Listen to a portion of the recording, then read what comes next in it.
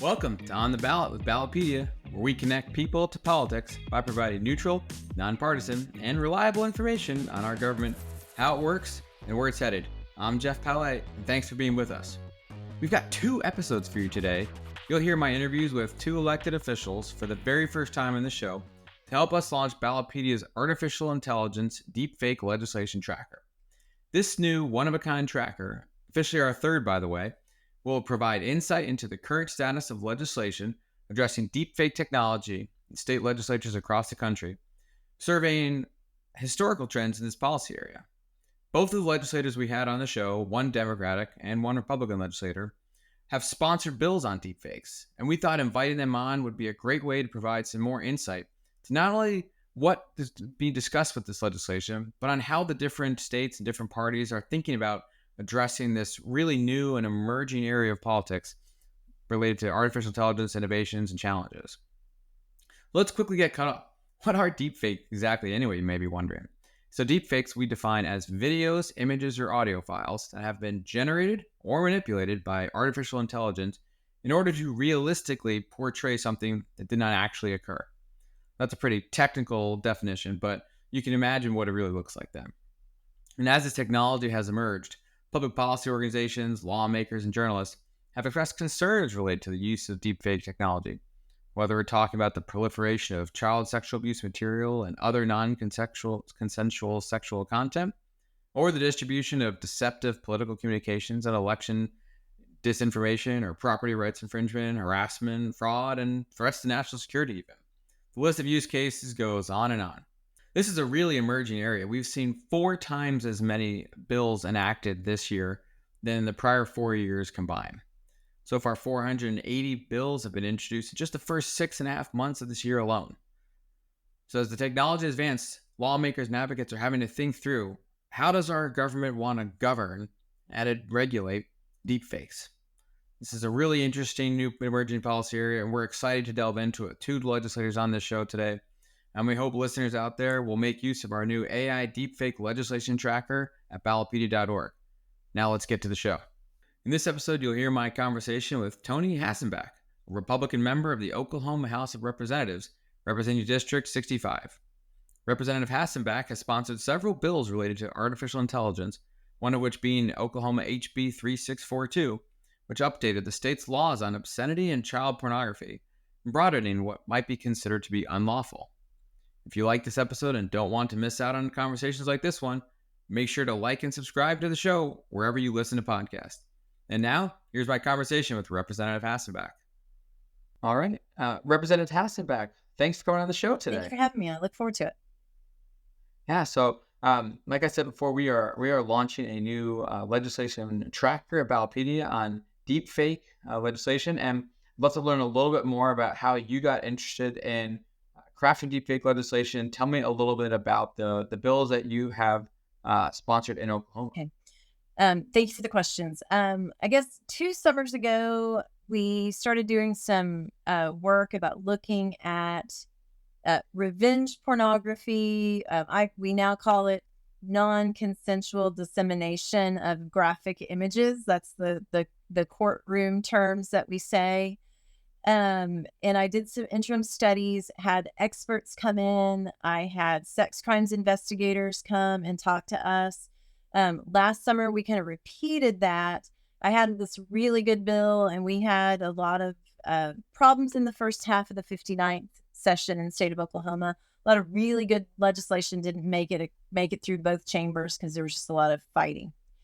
And this last session, I decided to ask the Pro Tem of the Senate, Greg Treat, to be my bill author on the bills that really, really matter to me. And then we did dual bills. So I had one and he had one. And we both agreed if these bills have to be House bills in order to get them passed, that's fine. If they have to be Senate bills, that's fine. Whatever we had to do to get this legislation passed. And one of them actually ended up, I was in a fight with the floor leader of my chamber, and I went and asked him. He said, "I'll push it through tomorrow. We'll get it done." And so that's the first time I've ever really had to fight with my own chamber to get some stuff done. But there were a lot of, we'll uncover all this. There were a lot of extenuating reasons, which are even more disgusting.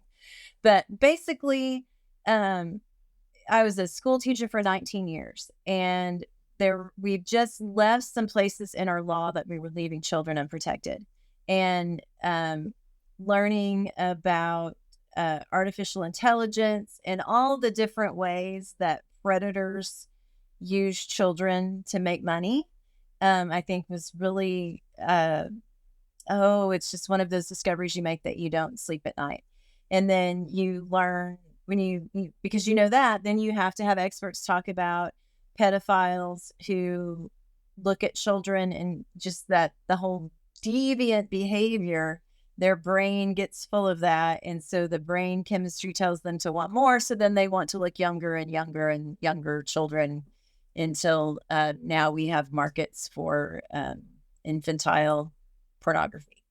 So whatever we can do to try to put people in jail who are trying to do stuff like that, I don't know what greater purpose I might have in the legislature than doing stuff like that. Yeah.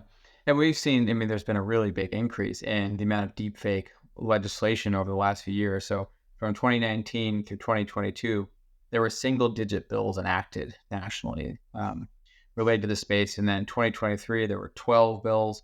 And just this year so far alone, there have been 45.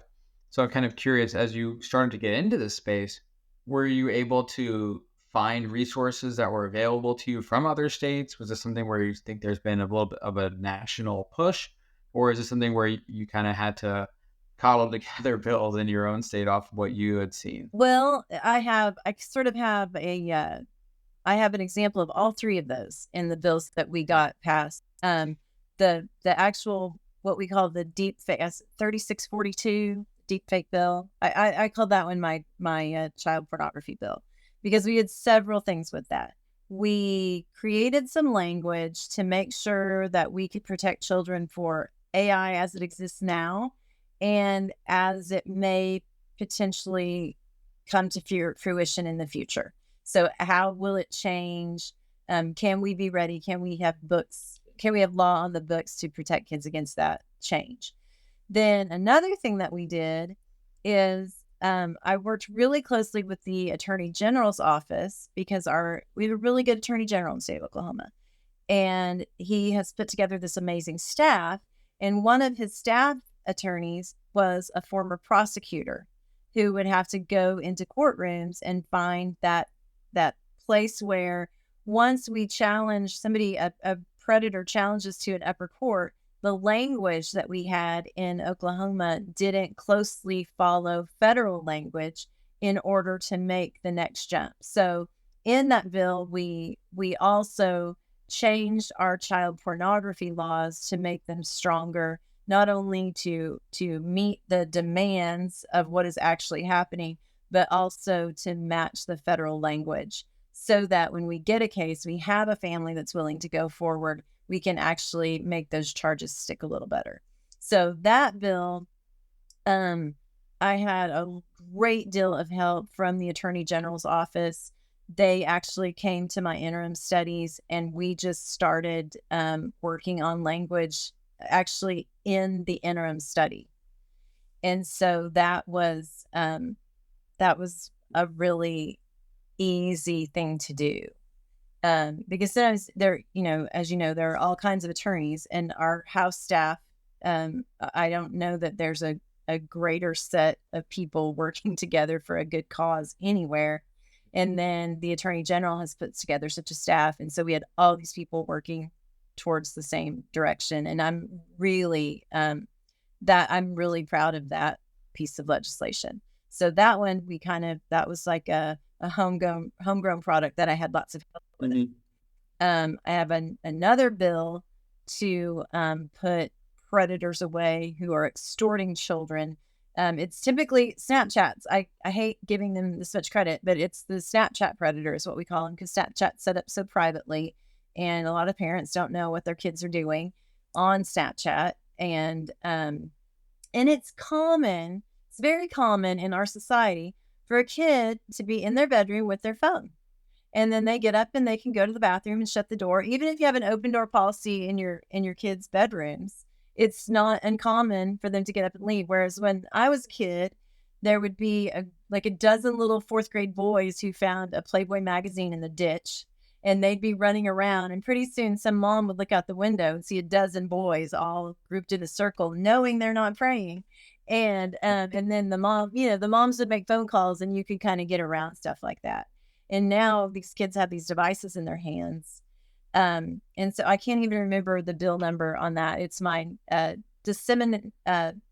non-consensual dissemination of sexually graphic images bill. And that one is one that I kind of pieced it together on my own. Then we had an interim study about it. Then we got the bill passed out of the House. And that's the one that I also went and grabbed the pro tem to help me get that passed, because we had, I passed it off the House floor twice, 97 to nothing. And then I couldn't get it heard again in the end of the session. That one, the Motion Picture Association had tried to foil passage of that bill for some really, what I think are just odd reasons. And I kind of feel like they got my bill confused. I had 3 bills that all were about the same subject matter. And so I think they might have put them all together and confused them or something. And so that was really difficult. Then I had an age verification for pornography bill that has been tried in other states. And I had daily conversations with bill writers from other states about making sure that we get this passed, and it's something that we can, that one was so the Attorney General can go after a company, but also an individual family can go after. So hopefully we'll get some of that stopped. So I got to do all 3 of those things. Gotcha. Yeah, it's really interesting. There's just a lot of legislative activity, as you're sort of alluding to. What do you think the future of deepfake legislation looks like in terms of there's political communications and the deepfakes around ads, and can campaigns use deepfakes? What does it look like? What does disclosure look like? What does enforcement look like? And then there's, of course, deepfakes with respect to a lot of what you were just talking about, pornographic materials, non-CSAN. Do you see those 2 issues being separate? Do you see them being combined together? What do you see as someone who's worked in this space as being the future of deepfake legislation? Well, I guess, to be honest, I hope the deepfakes of politics and the deepfakes of folks who don't put themselves in politics, I hope that stays separate. I'm someone who has been running for office for 10 years. I think I've won 4 Republican primaries. I've had some pretty hideous stuff go out about me. But at the same time, as much as I hate to say that kind of thing you do expect when you run for office. Now, because I'm a public official, I would never expect it to be okay for someone to, like happens with children, for someone to make a sex tape and put my face on it. That would be, and I don't think, even if you are a movie star, even if you are an elected official, if you're a president, I think there should be some, if you're using someone's image to commit a felony, I think it should all be different. But if you're just, putting, Donald Trump's face on I don't know how I'd feel about somebody putting Donald Trump's face on my body. But, I think there's a certain amount of satire that comes with political advertisement, and you have to have thick enough skin to understand that kind of stuff is politics. But when you start, delving into things that are not protected by the Constitution, then I think you need to be expected to pay for it. There's an old story about Thomas Jefferson and John Adams, the different various deepfake imagery that they used at the time, limited by the technology that they have, of course, but it's not new to our political system in that respect. No, that's funny that you mentioned that, because I talk. If I had a time machine, I would go back in time and I would show up on the front porch of Monticello with Thomas Jefferson's mincemeat pie and All the history books would be different. But Yeah. I've Yeah. studied him a lot, and it's like, if you're going to be in Mhm. politics, you should expect this. But the other stuff, I think at least in Oklahoma, I think we have I think we'll have that managed. Yeah. Have you found that the bipartisan nature of this issue splits in any way? Is it pretty consistent? You said one of your bills is 97-0. What does that look like either in Oklahoma or just nationally? How have you seen this deepfake issue play out? Well, I think enough parents have opened up their children's phones and had a bad interface with the internet and this type of thing. I know my very first time I ever got on the World Wide Web, I don't even remember what I typed in, but I was trying to get to the marthastewart.com because she was my favorite. And their website rolled up the screen and then rolled down the screen were nude images. And that was probably 25 years ago. And so that was my very first experience with the World Wide Web. I used to be a school librarian, a library media specialist. So I did a lot of studying of the First Amendment and your right to privacy and your right to look at things, but what things can you look at? So that was another layer of this. For me, it's just some things are wrong, some things are protected, even though you might think they are wrong. You can't keep adults from looking at stuff like that. So I think that part is really easy. Doesn't matter. It's not really a political issue at all. It's like a safety issue. Then in Oklahoma, Republicans have a supermajority in both the House and the Senate. And so I'm one of the folks in the House that runs a lot of partisan bills. So anytime I bring up a bill at all, I sometimes get hammered on it extra by the minority. But I fully understand the role of the minority is to slow us down. And I'm always prepared for um, a lot of questioning when I bring a bill to the House floor. So, but in the end, they typically will vote for things that have to do with doing what's best for the safety of our citizens. Mm. Gotcha. And what do you see with the future in the next couple of sessions for this topic area? Obviously, sessions and states have various different calendars and timelines. And some states were in session this year and won't be next year, and vice versa. But uh, where do you see this going? I mean, obviously, deep fakes and AI, it's just really scratching the surface and just starting out. How do you see states evolving with what they're doing on this issue? Well, I would like to think that there's probably an educator in every legislature in the country, and as teachers, you have to deal with a lot of things, Mhm. and unfortunately, kids having pornography in their hands at school is not an uncommon issue, and so hopefully, there's enough people that understand. Um, Hey, we need to get ahead of this because there are kids dying. A child gets talked into sending an image and then it gets sent to their friends, and 14-year-old children their little brains are different. They grew up with iPads in their hands. Their brain chemistry is not the same as kids' brain chemistry whose mom kicked them outside. And if you get thirsty, there's a water hose in the front yard. Um, Yeah. our brain chemistry is a little bit different now. And I've noticed that myself, like I always have to have that phone in my hand. I'm always checking on stuff. And then I realized like, you got to go plug this in and go outside. And so I do think that there's kind of an upswelling of that. I know about 5 years ago, some of the first Apple app creators maybe not app creators, the guys that worked in Apple who were perfecting apps to put them in the hands of users, they started having children and they realized that, whoa, this is not what's supposed to be happening with the child. We should never let our kids have an iPhone in their hands when they're developing and their brain is developing. And so I think apps have changed a little bit, but a lot of people, if you're not working on that science side of the brain, um, you're not realizing what's happening to your kids. And it's probably happening to you as an adult as well.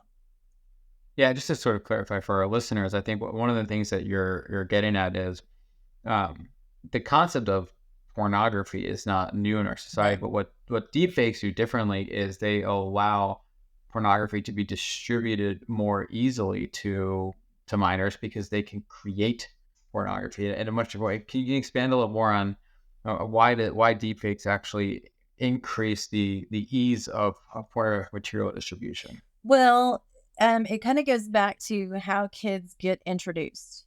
And we have a problem in our society with, just like I mentioned before, it's normal for the kids to go in their rooms and be by themselves and have their phones.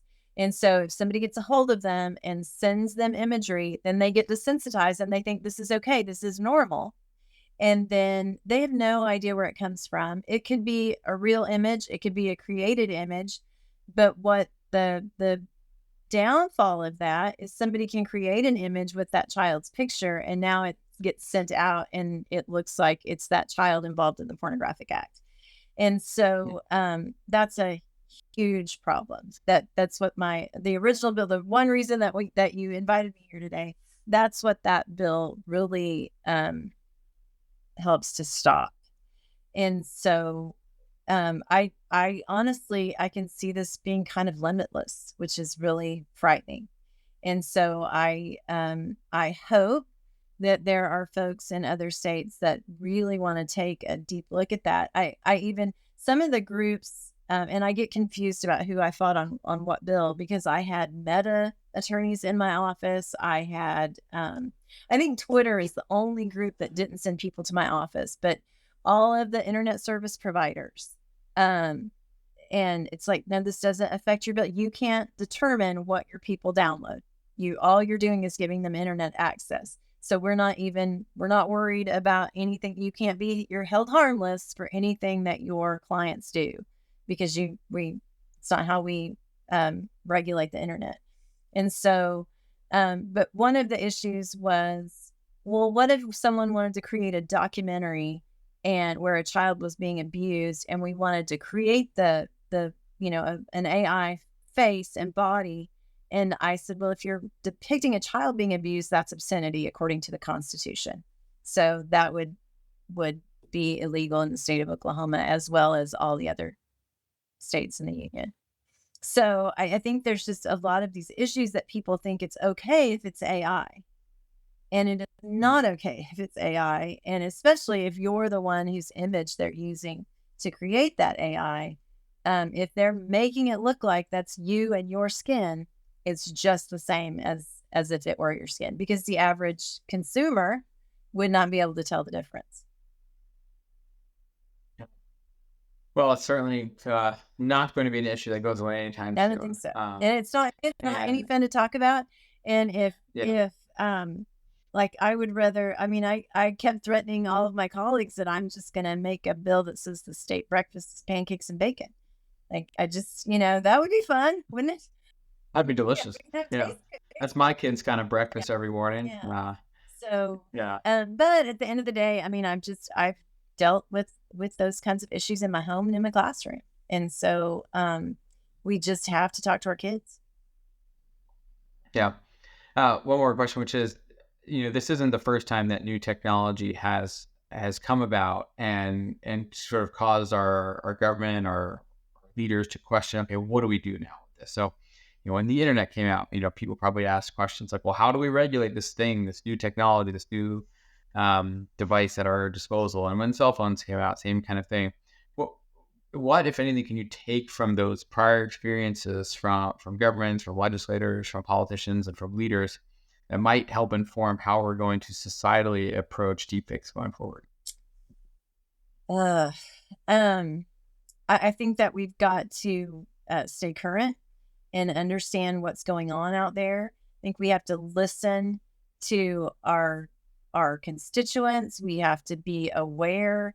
If someone brings a problem to you, I had over 100 families come to me over the predation videos. And after about the first 60, then I started trying to write legislation to fix that. And then, so I think listening to people when they tell you something's a problem. Then, and another layer to this is really not what you asked, but I think it's important to understand. For 4 years, I've been working on some domestic violence legislation. In Oklahoma, if you're a woman, this is the number one state to be killed by a man if you are a woman. It's a weird statistic, but it's kind of wild. And in the state of Oklahoma, we have all of these gun laws that say you can shoot anybody you want practically if they're trying to harm you or hurt you. Problem is, if you shoot your domestic partner inside your home and you're a woman, you're very likely you're going to spend the rest of your life in jail. So you can protect yourself, except if you're protecting yourself against your intimate partner, who's just probably a man. So that's one of the layers. And what we've learned is in domestic violence, videos of rape, torture, and sex are used against women as a coercion method to keep them quiet and to make them stay. So all of this stuff kind of goes together. And I think the more people understand, like we've been having these conversations in Oklahoma for 4 years. And so I have all kinds of people saying, what can we do to make this stop? When people hear that this happens, it is absolutely common sense. We have to stop this. If we can't stop it, we need to make sure if we catch somebody that they're going to go to jail for a long, long time. And so I think that's the biggest thing, is for people to just understand what's going on and understand who's committing these crimes. And we also put a click in that bill, like if it's a 17-year-old child who shares an image with his buddies one time, a judge will have the discretion to not make him a sexual predator. So that kind of stuff has to be built in the law too. We have to look at every single case and not paint them with the same brush as a 65-year-old man pretending to be a 14-year-old child who's done this 20 times a day for the last 5 years. So I guess that's how we need to regulate it. Be aware and be judicial with the regulation. Yeah.